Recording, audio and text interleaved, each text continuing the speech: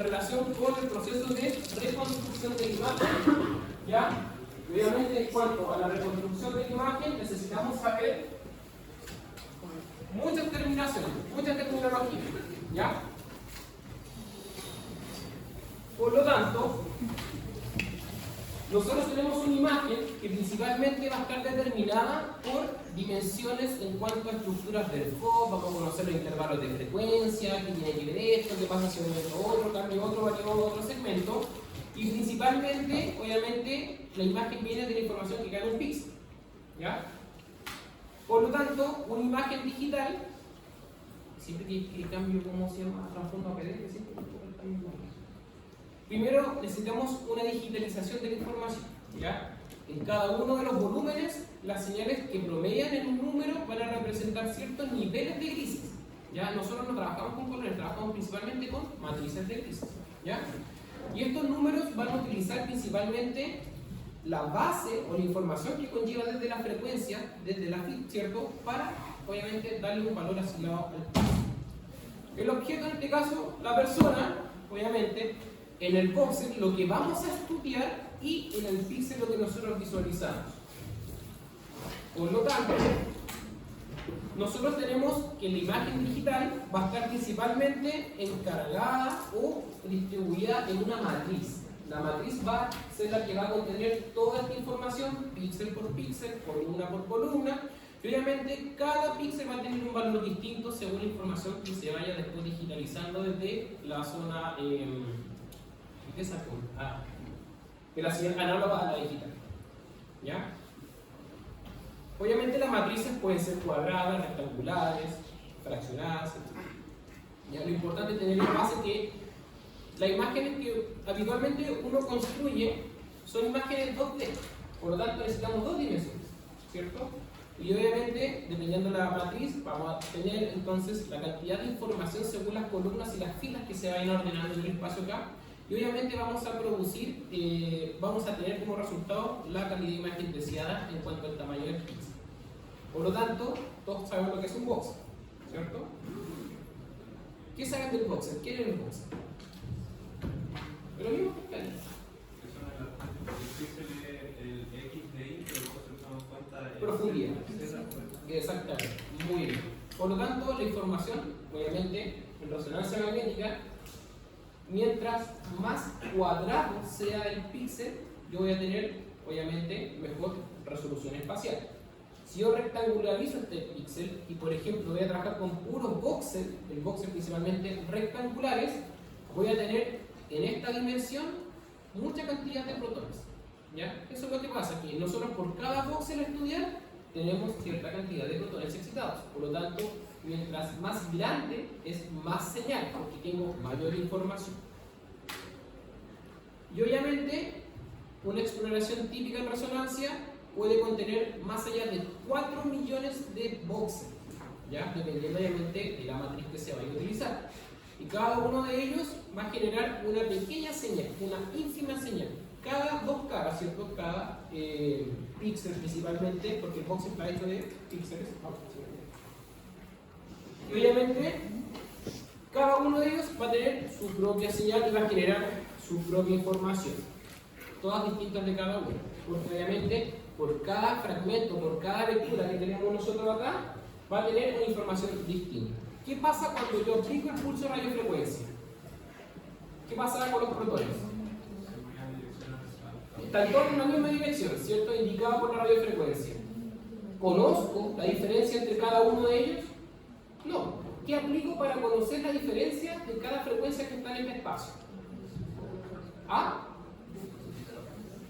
Un pulso de excitación. Es que, claro, la radiofrecuencia inicial es el pulso de excitación. Pero ¿qué yo necesito, y lo vimos en las primeras clases, para poder diferenciar estas estructuras que tienen, todo en este caso, la misma fase o la misma frecuencia, hacia unidireccional? ¿Cómo yo sé cuál es la frecuencia de acá y la frecuencia de allá? Ya, pero... Eso, ¿qué dijo eso por ahí? ¿Ah? ¿Qué pasó? Sí, compañero dijo algo de muy bien. Recuerden que las gradientes se aplican y las direcciones de los tres espacios X, Y y Z para conocer principalmente la diferencia de la precesión de cada una de las estructuras que están todas aniquiladas después del pulso de radiofrecuencia. Por eso es que después cuando vayamos viendo los esqueletos de secuencia, o ustedes vean en los papers o en los libros los esqueletos de la esquematización de la secuencia, va a ver que primero la radiante Z está la radiofrecuencia o el pulso alfa, ¿cierto? Luego viene una gradiente codificadora de corte, que va a tener justo el mismo punto donde se aplica la radiofrecuencia. Van a estar en el mismo segmento. Y eso va a ser principalmente porque yo necesito conocer cuáles son las diferencias de todas las fotones que estamos accediendo, porque si no, no voy a poder asignarles valores. Por lo tanto, los conceptos básicos de la imagen primero va a estar determinado por un voxel, un píxel, el FOV, que ya lo conocemos, y por lo tanto al final la matriz de imagen. Como bien decía el compañero, el voxel representa un volumen de tejido del paciente y se define como la unidad tridimensional de la imagen, ¿cierto? Principalmente porque está caracterizada por los tres ejes del espacio. Dos forman el área, ¿cierto? Principalmente, o el píxel, y el tercero constituye el grosor de corte, en este caso la profundidad. ¿Ya? Ahora, por lo tanto, ¿qué es el píxel? Es el elemento básico de la imagen, cuyo color está representado en escala de grises y va a corresponder a la intensidad de la señal. ¿Que de dónde viene? De obviamente del voxel, según la potenciación. Porque recuerden que obviamente la lectura que nosotros vamos a estar leyendo, dependiendo de los tiempos de TR y TE, vamos a generar otros diagramas de gris, ya sea T2, T1, difusión, después vamos a ver SIG, que ya vimos CIS, etc. El campo de visión, o el field of view, o el FOV, es el tamaño del área que se quiere visualizar en una estructura de estudio. Por lo tanto, es una región sometida al estudio. ¿Qué vamos a hacer? Resonancia de Lorenz. El FOV tiene que abarcar toda la estructura. Obviamente existe esta estructura, como también existe esta misma representación. Y lo que vamos, la idea principal de esta clase es ver las dimensiones del espacio K y la generación de la imagen o la construcción de la imagen para identificar que con cuál de las dos me quedo yo. ¿Ya? Obviamente aquí el píxel tiene otro tamaño, el FOV tiene otro tamaño y aquí es totalmente distinto, claramente. ¿Ya? Por lo tanto, el campo de visión va a estar determinado por las fracciones x, y, ¿ya? Por las dimensiones del espacio del FOV, perdón, x, y. La matriz de la imagen va a corresponder al muestreo del píxel, ¿ya? Que se encuentra en una dirección determinada del FOV. ¿Ya? Todas estas imágenes, por si acaso, son de un paper. ¿Ya? A mí me gusta hacer hartas cosas, sacar harta información de los papers porque son estudios científicos que están avalados y probados. Por lo tanto, corresponde la matriz al número de píxeles que se encuentran en la dirección determinada del FOV. Puede ser tanto en el orden de X como en el orden de Y. Obviamente, la matriz de la imagen, dependiendo principalmente de su intervalo de frecuencia o la cantidad de frecuencias principalmente que va a ir directo al espacio K, vamos a tener mayor cantidad de columnas y en la otra menor cantidad de columnas. Por lo tanto, cuando existan mayores frecuencias dentro de una matriz, el píxel va a ser menor. Son relaciones inversamente proporcionales, ¿cierto? Y obviamente, mientras mayor sea el intervalo de frecuencia, ¿ya? O principalmente vamos a tener que, a un FOV determinado, tenemos más espaciado entre cada píxel, vamos a identificar que existe un tamaño del píxel más grande, ¿ya? Por lo tanto, acá ganamos más señal porque el píxel es más grande. Pero, ¿qué pasa con la resolución espacial? Es pobre. Lo mismo que pasa en Skype, es exactamente lo mismo. Solo que acá la diferencia va a variar entre el tema de la frecuencia y todas, chiquillas por favor, o principalmente va a variar en cuanto a la información que llega al espacio. Dígame. Profe, cuando existan mayores frecuencias, el tamaño del píxel va a ser menor. ¿Cuándo? Mayores frecuencias. Cuando existan mayores columnas, mayor cantidad de frecuencias. ¿Cómo yo quiero mejorar la calidad de imagen? Esto es un repaso, después viene todo lo otro, ¿ya? ¿Qué cosa? Que disminuye El tamaño del píxel, porque los intervalos de frecuencia van variando. Acá lo importante es reconocer en qué momento yo voy a poder trabajar con un píxel más pequeño. Y para trabajar con un píxel más pequeño necesito una matriz más grande. Y obviamente vamos a tener que por matrices más grandes vamos a tener mayores codificaciones de fase y mayores codificaciones de frecuencia, ¿ya? porque son mayores las frecuencias que se van a instalar en el espacio K. ¿Ya? Por lo- igual que la DTC. Ah, Igual que el DTC, 512 o 512. o sea, independiente, la matriz del escáner te la va a determinar la apertura de los colimadores máximo que tenga el equipo. ¿Ya? Acá nosotros podemos trabajar con matrices de 1024, de 1084, etc. ¿Ya? Principalmente va a estar determinada por una característica física que es la dimensión del foco, el tamaño del píxel y obviamente la cantidad de información que vamos a ver. ¿Ya? Las preguntas chiquillas las vamos a dejar para el final para poder avanzar porque es muy larga la clase y es muy compleja. ¿Ya? Por lo tanto, el tamaño del voxel va a depender de quién, del grosor de corte y del tamaño del píxel.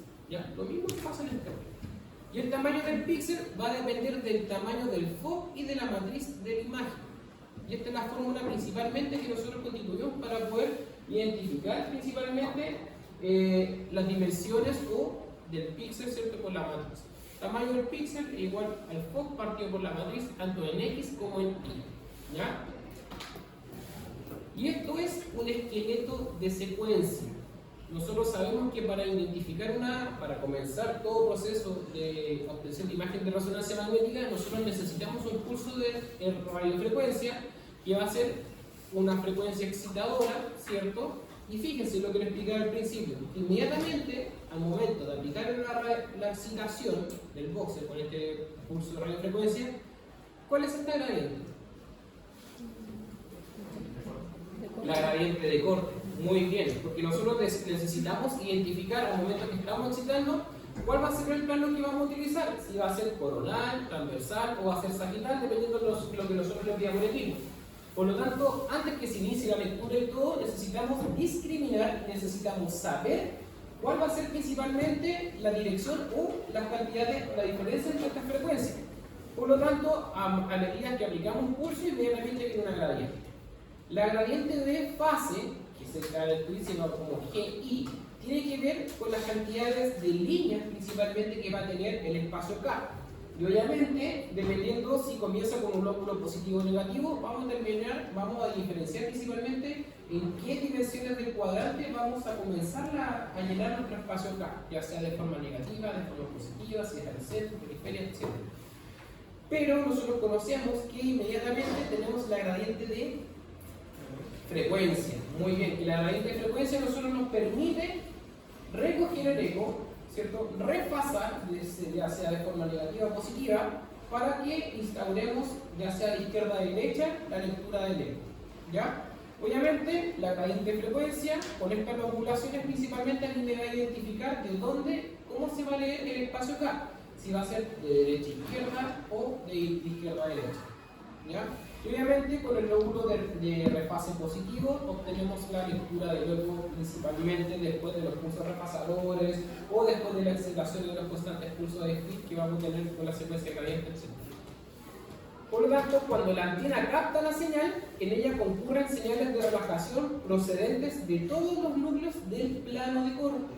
O sea, yo por cada plano voy a obtener toda la información correspondiente a una sola columna o una sola frecuencia del espacio K. ¿Ya? Recuerden que nosotros tenemos, por ejemplo, un TR tiene ya, por ejemplo, 3 factores turbo. ¿Cuántas líneas del espacio K se van a llenar? 3. ¿Ya? Por lo tanto, acá tenemos un factor turbo, 2 factores turbo, etc. Porque obviamente son las cantidades de eco que se van a llenar. Y obviamente, como vamos a desmodular, principalmente nosotros tenemos que en el espacio K va a tener principalmente la ordenanza de KX y KY. ¿Ya? Y obviamente, dependiendo del cuadrante, vamos a tener información positiva y negativa, que lo vamos a seguir viendo más adelante. ¿Ya? Por lo tanto, el espacio K, como bien decían algunos, es el conjunto de todas las frecuencias recolectadas y digitalizadas, ordenadas en filas y columnas, en un espacio virtual. También se denomina espacio de Fourier y principalmente forman una matriz. Acá lo importante es tener conocimiento de la dim phase y dim frequency, ya que uno normalmente lo puede escuchar en algunos videos, o lo ve en paper, o el paper en inglés se llama dim phase o dim frequency, corresponde a la ordenanza de la dimensión de las frecuencias y de las fases. ¿Ya? Obviamente, la gradiente de fase nos va a identificar cuántas líneas de espacio vamos a tener, ¿cierto? Y obviamente la frecuencia nos va a ordenar principalmente cuántas columnas vamos a tener. ¿Ya? Por lo tanto, si yo tengo una matriz de 128 por 128, voy a tener obviamente 128 filas positivas, 128 filas negativas. Fíjense que esto es un cuadrante, ¿ya? Lo que va del orden X, que viene siendo la frecuencia, vamos a representar dos lóbulos positivos, ¿ya? Y obviamente en el GI, vamos a dar fases, siempre vamos a tener dos lóbulos también positivos y negativos. Después, más adelante, cuando vemos la parte de la fracción del eco o la fracción del espacio K, con qué información vamos a trabajar, vamos a identificar que incluso podemos tener imagen con el 50 más 1 porcentaje en cuanto a la información que llega al espacio K. Por lo tanto, el número de filas va a estar determinado por el tamaño de la matriz. ¿Ya? Eso es muy importante. El número de filas, o sea, dim phase, GI, ¿cierto? Número de filas va a estar determinado por el tamaño de la matriz. Cada fila va a representar un TR en una secuencia spin-eco o gradiente eco. Y obviamente cada fila va a tener, obviamente, por cada eco, dependiendo de lo que se va a leer en cada TR. El conjunto de todos estos valores, principalmente ordenados, constituyen la raw data. Como ustedes veían el sinograma en escáner, esto es lo mismo, pero se llama espacio K en resonancia magnética, la raw data. En algunos equipos podemos trabajar la raw data, por eso me fascina Siemens, porque si algo pasa con la imagen, tú puedes ir a la raw data, le puedes reasignar valores de configuración y puedes reconstruir la imagen. ¿Ya? No así para Philips y General. ¿Ya? Ellos son como muy... esa parte se la deja muy al ingeniero, ¿ya? Pero obviamente lo bueno que tiene Siemens es que es versátil en cuanto a la facilidad de poder llegar a los resultados. Por lo tanto, ¿cómo construir una imagen a partir de las señales generadas? Fíjense, azul, verde y rojo, ¿ya? Obviamente, cada gradiente, por eso es que nosotros trabajamos con la gradiente de los tres espacios, en un plano, en otro plano, en otro plano, para poder diferenciar y para poder desmodular principalmente todas las frecuencias y amplitudes que vamos a tener de un píxel. Porque obviamente, por ejemplo, vamos a analizar un corte de cerebro y obviamente todo el cerebro tiene frecuencias distintas, porque todos los botones van a generar bíceps distintos y cada píxel va a tener información distinta. Por eso es que nosotros principalmente vamos a obtener una señal, ¿ya? Cuando absorbimos el cuerpo absorbe la radiofrecuencia, esto se relaja y la información principalmente que va a emitir o la que vamos a leer es totalmente distinta a la frecuencia entregada, ¿cierto? Tenemos que sus frecuencias y amplitudes son totalmente distintas. Y eso es totalmente porque el cuerpo o la estructura que nosotros estamos leyendo tiene estructuras distintas. Por lo tanto, los factores de localización espacial, ¿ya? Van a existir diferencias en frecuencias, diferencias en las fases y diferencias en los tiempos de recolección de las señales. Obviamente, la distancia de las bobinas receptoras también va a generar una gran diferencia. Por eso es que se pide, cuando uno posiciona un elemento, una estructura anatómica, que exista el menor espacio entre la estructura y la antena. Porque obviamente, mientras más pegada esté la antena al cuerpo, la recepción de señal va a ser más rápida. Y obviamente la calidad de ese eco va a ser más rápida, va a ser mejor, ¿ya? Vamos a tener una frecuencia y una amplitud de forma más original. Si yo tengo una estructura así de chica y le pongo así una antena, el espacio que va a haber entre los receptores y la señal que se va a emitir va a ser más débil. Y ahí obviamente se va a caer un poco la calidad de imagen. Por eso es que es muy importante saber los conceptos básicos y físicos para poder trabajar con resonancia pediátrica, ¿ya? A mí me encanta hacer resonancia guagua por lo mismo, porque como que ponen a prueba la expertise del tecnólogo para poder realizar esto, ¿ya? Y es netamente tiempo. Todos tienen un tiempo de evolución y de aprendizaje distinto. Yo llevo 6 años trabajando en rezo y los 6 años todos los años aprendo cosas nuevas, ¿ya? Así que no se desanimen si no entienden estas cosas, porque obviamente esto es verlo el día a día, leerlo todos los días, estudiarlo todos los días principalmente. Así que esto es como que no se les funda el cerebro si no entienden esto, ¿ya? Porque obviamente en la universidad uno viene, mastica, llega a la weá, vomita, le pregunto, 2 semanas puede que esta weá y nadie sabe. A mí también me pasó, también fui estudiando, ¿ya? Por eso hice esta clase, por eso le entrego este tipo de herramientas para que puedan leer constantemente qué consiste cada concepto. Por lo tanto, se requiere para generar una imagen de resonancia magnética todos estos factores que son importantes, los pulsos de radiofrecuencia, ¿cierto? Para excitar la muestra. Las gradientes principalmente, que nos van a las gradientes principalmente y van a generar, obviamente, diferenciación de frecuencia entre las estructuras precisionales. Obviamente, de las gradientes necesitamos la gradiente de selección de corte y las gradientes de codificación de fases y de frecuencia. ¿Ya? Uno dice, ya, pero esto, ¿qué tenemos acá? ¿Qué tenemos acá? ¿Qué significa todas estas cosas? ¿Y para qué sirven todas estas weas en la teoría de secuencia? Para principalmente obtener una señal de un eco. ¿De qué manera? En la ordenanza de cada uno. La gradiente de fase y de frecuencia, ya, una vez aplicada la gradiente de corte, viene la de fase, ¿cierto? Y lectura, y cada boxer va a tener una frecuencia y una fase distinta. Como lo que habíamos visto al principio, de forma paulatinamente, y cada proceso de relajación de cada estructura, al momento de aplicar una gradiente en el plano de la imagen, vamos a obtener principalmente la información precisional de las frecuencias de un boxer, de otro boxer, de otro boxer, de otro boxer, hasta completar la información completa de la matriz. ¿Ya? Por lo tanto, la señal análoga o digital, necesitamos conocer todas las diferencias de todas las columnas y las filas para poder después ordenar con Fourier principalmente la digitalización de la imagen. Por lo tanto, gracias a este efecto, tendremos la posibilidad de discriminar el origen de la señal de cada boxer a boxer. Recuerden que en uno de los monitos, recuerden esto, nosotros tenemos una información completamente que está totalmente desorganizada, no es estructurada, no es una señal pura, o no conocemos principalmente sus límites superior e inferior, etcétera, en cuanto a amplitudes.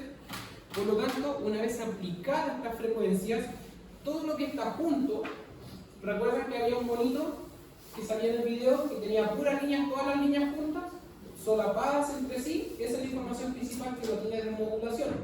Por lo tanto, gracias a las gradientes de corte, de fase y de lectura, principalmente logramos separar o principalmente discriminar todas aquellas frecuencias que van a estar en relación a un boxer de otro boxer. Por lo tanto, podemos trabajar principalmente con aquellas señales o frecuencias que tengan la mayor amplitud en la codificación, dependiendo ya sea de su dirección de fase o su dirección de frecuencia. Por lo tanto, ¿cierto? Cada GI va a tener un tiempo determinado y cada GX también va a tener un tiempo determinado. Existen los tiempos de lectura de las fases, lectura de las frecuencias, cuánto tiempo dura la frecuencia, las fases, etc. ¿Ya? Importante que por cada gradiente de frecuencia, de fase, perdón, vamos a tener después gradiente de frecuencia, porque es una línea de espacio que va a determinar principalmente la lectura. Y obviamente en esta gradiente de fase que es negativa, luego viene una gradiente de fase, de refase, perdón, en este caso positiva, que ya sabemos lo que significa cuando aplicamos una gradiente de refase. Y obviamente luego cuando se intensifica la señal del eco, viene la segunda parte de este mismo locuro de gradiente de refase que va a generar la lectura del eco principalmente. ¿Ya? Por lo tanto, vamos a tener ordenanzas tanto de ser. Si comienza, ¿cierto?, la gradiente de desfase de forma negativa en la GX y luego viene un positivo, ya sabemos que la cantidad o la información de qué modo se va a llenar el espacio acá. Y lo vamos a ver ahora. ¿Ya? Por lo tanto, en pausa, tenemos que la información que llega a cada dimensión del espacio K corresponde a la raudal, ¿cierto? Por cada puntito o cada punto, en este caso que se encuentra acá, es una resolución de un boxer que se desmoduló la señal y se instauró en el espacio K. ¿Ya? Y obviamente tenemos, fíjense acá, más 1 menos 1. Eso quiere decir que tenemos del cuadrante 1 y 2 hacia arriba, son los lóbulos positivos, tanto en las fracciones de X e Y, y lo mismo, pero el negativo, tanto de los X e Y. Cuando hablamos de X y negativo, quiere decir que la imagen, ¿cierto? Perdón, cuando hablamos principalmente de GX que comienza con un logo negativo, ya sabemos que vamos a partir de menos a más. ¿Ya? Por lo tanto, lo que nosotros necesitamos saber ahora es que, perfecto, lo que vamos a leer va a ser, comienza la primera de desfase, va a ser negativo. Por lo tanto, toda la señal, cuando uno aplica el pulso de radiofrecuencia, lo primero que llegamos es acá, a una parte del espacio acá, y siempre va a ser el centro. ¿Ya? Por eso es que dicen que con una línea de espacio acá yo puedo obtener toda la información del píxel. Efectivamente sí, vamos a tener toda la explicación de las matrices de grises que están en ese plano, ¿ya? Pero si vamos a trabajar con voxel a voxel, las dimensiones son totalmente distintas. Por eso hay que ir remodulando señal a señal. Y acá lo importante, como partimos de forma negativa, vamos a llenar el espacio K de izquierda a derecha. Siempre que el lóbulo de refase sea negativo en la gradiente Gx, el llenado del espacio K va a ser siempre de izquierda a derecha, ¿ya? ¿Y por qué Gx es una gradiente bipolar? Porque necesitamos desfasar y refasar principalmente la muestra para poder obtener la lectura ya sea de izquierda a derecha. Gz, ¿para qué nos sirve? Es la que nos permite discriminar entonces el plano codificador de corte, si vamos a trabajar en axial, coronal o sagital. Gi, ¿qué determina? Los pasos anteriores. Las líneas de entonces que van a ir al espacio K, la cantidad de frecuencia de líneas, etc. Gx, ¿qué es lo que genera? Gradiente de frecuencia. ¿Y qué es lo que hace la gradiente de frecuencia? ¿Ah? O sea, claramente tiene un lóbulo de desfase y de refase, pero quédense con esto, chicos. Gz, gradiente planificadora o selectora de corte. Excito mi muestra con una radiofrecuencia. Gz lo que me dice, perfecto, tengo todos estos protones, voy a trabajar en plano transversal. Gz aplica la gradiente hacia el plano transversal para discriminar las frecuencias. Están todas juntitas y Gz lo que hace, en este plano de corte, discrimina la cantidad de frecuencias, asignando obviamente valores distintos, con una gradiente que genera una diferencia, una variación lineal en el campo magnético, que va a generar en este caso una diferencia precesional de una estructura a otra. Por lo tanto, yo digo, ya tengo toda esta frecuencia. Ahora lo que vamos a hacer, ¿de cuánto es mi matriz? Por ejemplo, por ABC motivo, 128. Entonces vamos a tener 128 líneas positivas y 128 líneas negativas. Matriz de 128 por 128. Algo que genera GI, que es la mean phase, ¿cierto? Gradiente codificadora de fase, va a determinar las cantidades de líneas que van a estar dirigidas hacia las fases. Y Gx, lo que hace la gradiente de frecuencia, como dice el nombre, frecuencia, necesitamos leer. Por eso es que el eco siempre aparece, la señal del eco siempre va a aparecer después de la gradiente repasadora de Gx. Gx lo que hace, lee. ¿Ya? Gz está escribiendo. Gi dice, ya, el libro tiene tanta hoja. Y Gx quiere decir, ya, entonces cada hoja tiene estas letras. ¿Ya? Hace un ejemplo mudo de manera como ver cómo es la información que va a llegar al espacio acá. Y eso a mí me va a decir perfecto que Gx, din frequency, cuántos ecos yo voy a leer. ¿Ya? Y Gi, cuántas veces voy a leer los ecos correspondientes a las matrices. Y los factores turbo, en una secuencia de eco, cuántos son los ecos que van a llegar. Por lo tanto, si tengo 24 ecos con un TR, voy a llenar 24 líneas de toque en el espacio acá. Entonces, por cada TR vamos a tener 28 hasta completar full, ¿cierto? Si son 128, la cantidad determinada que sean para cada espacio. ¿Por qué GI tiene tantos valores para una imagen? Ya lo vimos entonces, porque determina principalmente la lectura de los ecos correspondientes a las líneas del espacio. Pasos de codificación de las fases, ¿ya? Desde principalmente que uno inicia la excitación hasta que uno lee y finaliza la señal. El número de codificaciones de fase estará determinado por el tamaño de la matriz. ¿Es lo que habíamos hablado? ¿Por qué tienen todas estas líneas las fases? ¿Por qué tiene todas estas líneas? Porque todas estas líneas van a estar determinadas por el tamaño principalmente de la matriz. Si son 528, no son 528, ahí se va a ir determinando principalmente por data inference. ¿Ya? Por lo tanto, si se dan cuenta, la cantidad de fases codificadas van a ir cada fila o línea principalmente del espacio. La digitalización principal de la señal, ¿ya? Nosotros tenemos una señal análoga y la queremos transformar a una señal digital. Pero antes de eso necesitamos pasar por varios fragmentos o varias etapas, que principalmente es excitación, lectura, codificación, amplificación y filtrado, cierto proceso digital, gracias a Fourier, que pasamos del dominio temporal al dominio digital, ¿cierto? Análogo a digital. Finalmente, cuando tenemos la digitalización, podemos caracterizar con las frecuencias, principalmente, cómo va a estar cada ordenanza de ellas y podemos asignar valores obviamente según el tiempo de muestreo, lo que vamos a ver más adelante, que es el teorema de Naismith, etc.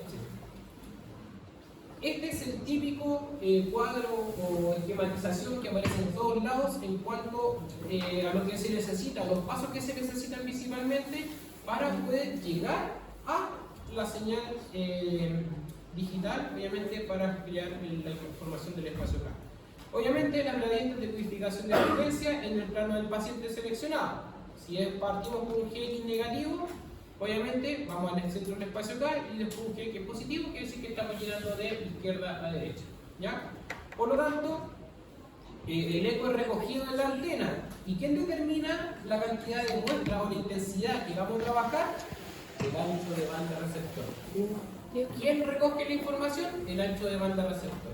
Obviamente después tenemos la conversión en baja frecuencia. Obviamente aquí hablamos sobre el teorema de Naismith y necesitamos mínimo el doble de la cantidad de información, por favor, el mínimo de la cantidad de información, necesitamos el mínimo de la cantidad, necesitamos mínimamente el doble de la cantidad de frecuencias leídas para poder generar, obviamente, una adecuada representación de la calidad de imagen para obtener una imagen de resonancia magnética. Eso es simplemente el teorema de Naismith. ¿Y qué es lo que es el teorema de Naismith? Que mínimamente yo necesito el doble de la lectura de la señal para poder crear una imagen. ¿Ya? O sea, si yo estoy trabajando con una amplitud de frecuencia de 10 kHz, por ejemplo, necesito 20. ¿Ya? Por lo tanto, nosotros tenemos ordenanzas menos bandwidth y más bandwidth, porque obviamente el receptor del ancho de banda me permite seleccionar las frecuencias de mayor amplitud para poder tener, obviamente, los espectros a modificar y, obviamente, mejores calidad de imagen con el ancho de banda receptor. El muestreo, ¿cierto? O ancho de banda, el intervalo de muestreo principalmente va a estar determinado, uno es a ancho de banda, o sea, vamos a principalmente determinar cuáles son las frecuencias más altas según su modulación en la lectura. Luego viene el proceso de señal digitalizada, ¿cierto? El espacio de los datos, el intervalo obviamente del tiempo de que se está leyendo, el tiempo de muestreo, etc. ¿Qué quiere decir esto? Si ocupo el tiempo de muestreo al centro, ¿cuáles son las señales más altas que voy a tener? O sea, perdón, ¿cómo van a ser las señales que voy a tener? Las señales más altas por su amplitud y frecuencia, ¿ya? Por eso es importante conocer que en el proceso de transformación de señal análoga a digital tenemos un tiempo de muestreo, la cantidad de muestras, obviamente, y el ancho de banda receptor me permite seleccionar principalmente toda la cantidad de información que vamos a leer. Luego de tener la señal digitalizada, o sea, ya luego de saber cuáles son la amplitud y frecuencias de cada cierto desfase de los protones, tenemos aplicamos la transformada de Fourier, ¿cierto? Y acá pasamos del dominio frecuencial al dominio espacial. Por lo tanto, ya sabemos y reconocemos principalmente cuáles son las frecuencias que se van a instaurar principalmente en mi espacio K y obviamente, por cada aplicación de transformada de Fourier a la asignación del espacio K, vamos a tener una línea del espacio. Yo sé que es bastante complejo, bastante engorroso, ¿ya? Pero viéndolo uno y otra vez, va a ir quedando cada vez un poquito. Por eso le puse mucho texto para que puedan ir y se puedan ordenar. Creación de las líneas del espacio K, ¿ya? En cuanto a las frecuencias espaciales, Kx. Para pasar una línea del dominio temporal a la frecuencia espacial, basta analizar por sus frecuencias, ya que se aprovecha el hecho de que las señales que componen el eco va a contener un rango de frecuencia que depende del posicionamiento del plano de los voxeles al haber obtenido bajo la acción de una gradiente Higgs. Acá, en simples palabras, o resumiendo esta parte del texto, que a todos nos explota la cabeza, quiere decir que por cada línea, o sea, por cada frecuencia del eco, todas esas líneas que teníamos arriba, abajo, que viene siendo esto, ¿ya? Cada una tiene información, ¿ya? Y todo esto, estas frecuencias terminan finalmente en el dominio espacial para identificar obviamente este tiempo, un intervalo de muestreo, cuál va a ser la información que yo voy a finalmente codificar y asignar números binarios para la lectura del espacio, ¿ya? Obviamente va a estar determinada por el posicionamiento o la información que va a tener cada voxel y obviamente bajo la acción de la lectura de la gradiente de frecuencia. Se obtienen tantos valores digitalizados expresados en escala de frecuencias espaciales, que las frecuencias espaciales van en el SKX, como se había seleccionado en la DIN frequency, obviamente lo acabamos de decir, y que indica el número de voxeles que considerarán en el voxel, o sea, la cantidad de señales que vamos a determinar. ¿Cómo yo puedo identificar un campo de visión? ¿Se acuerdan de la primera clase? ¿Qué es importante con el equipo? ¿Ah? Los telajes, pero acuérdense cómo nosotros podemos, que me permite trabajar con la mayor cantidad, la mayor información posible, obviamente poder discriminar entre mayores frecuencias espaciales que están más cerquita una de otra, son las gradientes, la potencia y la gradiente, los militesla, ¿ya? Porque obviamente esto va a generar, fíjense, esta variación es lineal de la gradiente, ¿ya? Y acá, por ejemplo, tenemos 600 Hz, pasamos de 64.000 Hz, perdón, a 64.050 Hz, ¿ya? Por lo tanto, fíjense que en este caso el ancho de banda aplicado va a ser de 50.000 Hz, ¿ya? Para estos 64 millones de Hz, ¿ya? Que es la ordenanza que estamos hablando, obviamente un ancho de banda selector. ¿Cómo yo puedo determinar mi tamaño del píxel? Perdón, mi tamaño mínimo del foco, netamente por la potencia que van a tener nuestras gradientes. Obviamente esto uno lo selecciona. Mientras mayor sea el valor de la gradiente, yo puedo jugar principalmente con el ancho de banda y obviamente voy a poder determinar un campo de estudio más pequeño. Esto es lo que dice este gráfico, esta esquematización que está acá. Por lo tanto, el campo de visión o el FOC depende de la pendiente de la gradiente de codificación de frecuencia, ¿ya? Yo lo puse acá, depende de la gradiente de codificador de frecuencia y el ancho de banda. A mayor pendiente, o sea, mientras mayor sea el valor de los militesla metro, por eso dice, a mayor pendiente de eje X, con un ancho de banda constante, menor será el FOC. Porque obviamente me permite discriminar más estructuras y obviamente generar una variación lineal más potente, ¿cierto? En el campo magnético y obviamente permite trabajar con FOC más pequeños. A mayor ancho de banda, con una inclinación de gradiente constante, mayor también será el FOC. Fíjense acá, A y B. G1, que tiene mayor intensidad, me permite trabajar con un FOC más pequeño. G2, vamos a alargar, ¿cierto? Este mismo ancho de banda receptor constante, vamos a tener un FOC más grande. Por lo tanto, el ancho de banda, lo que nos permite a nosotros caracterizar es la ventana de muestreo. O sea, por ejemplo, estoy en verano, estoy cagado de calor y lo que necesito es aire fresco. ¿Qué hago yo? Abro la ventana, ¿ya? Porque no tengo aire acondicionado. Abro la ventana, por lo tanto empieza a entrar aire fresquito. ¿Qué pasa si yo abro poco la ventana? Entra poco aire, ¿cierto? Pero afuera, mi casa es de tierra, afuera de la tierra justo corre mucho viento, se levanta polvo, tierra, hoja, de todo. ¿Qué pasa si yo abro la ventana completa? ¿Qué me va a entrar? Va a entrar todo lo que está afuera, ¿cierto? ¿Qué pasa si yo dejo la ventana chiquitita o ciertamente agotado? Solamente me va a entrar aire fresco, ¿ya? Por lo tanto, fíjense que el ancho de banda del receptor trabaja exactamente igual. El bandwidth me permite seleccionar, según el rango de lectura que yo le asigne, aquellas frecuencias espaciales que tengan la mayor amplitud, obviamente para poder generar imágenes con mejor intensidad de señal. Por eso es que uno de los parámetros a considerar para modificar y mejorar la señal o la calidad de imagen es también ser el ancho de banda, ¿ya?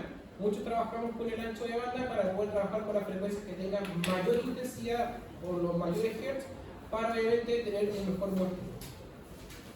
Obviamente acá de 10 a 90 vamos a trabajar de 20 a 80 en cuanto a los hertz. Por lo tanto estamos diciendo al equipo que solamente vamos a trabajar con aquellos bloquitos que tengan toda esta mejor intensidad de señal.